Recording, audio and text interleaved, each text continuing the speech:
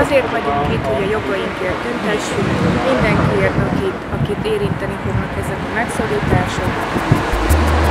Nem szeretnénk, hogyha az alapvető jogainkat korlátoznák, nem szeretnénk kevesebb pénzért többet dolgozni, ezért vagyunk itt, és össze kell fogni.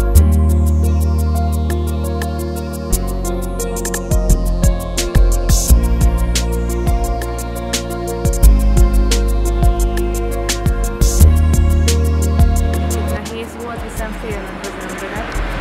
Nagyon nehezen merik a véleményüket nyilvánítani, hiszen tudjuk, hogy következménye van, hogy valaki vállalja, hogy nem ért egyet a kormánnyal.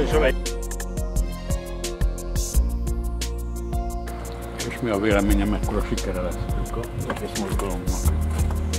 Orbán Viktort úgysem érdekli semmi, tehát ő nem fog meghátrálni. De mindenképp jeleznünk kell, hogy mi nem értünk egyet, és össze kell fogni. Érezzük, hogy cenzúra van, igen keményen hallgatnak minden ilyen megmozdulásról, de küzdünk. Most rúgtak ki megint 500 alkalmazottat a közmédiából, így okuk van nekik is félni. Van már helyi szervezetek szolidaritás? Még nem, de tervezem. Szeretném itt a környéken kiépíteni ezt a mozgalmat.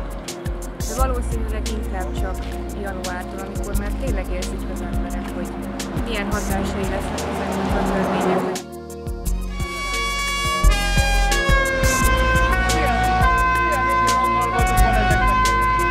Nagyon szegény ezeknek az ilyen autóval. Több olajat teszik meg.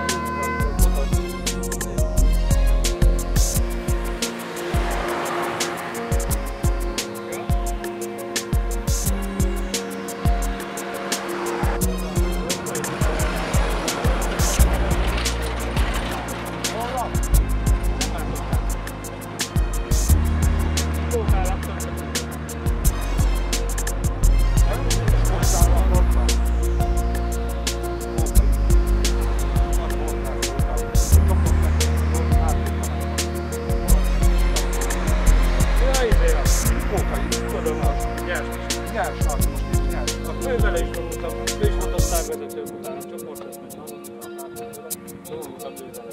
Ott volt a nagy szám utána.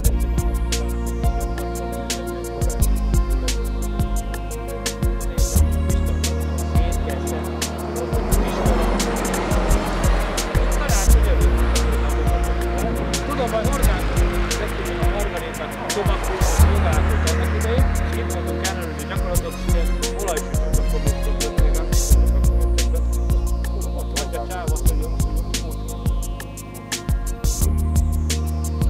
oké, mondom, jól van, nem tudom, elég az, hogy szép vagyunk.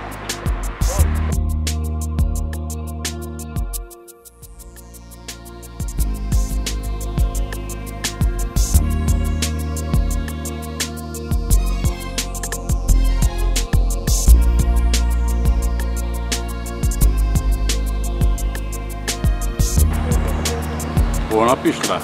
Igen, reggel 8-tól 1-ig.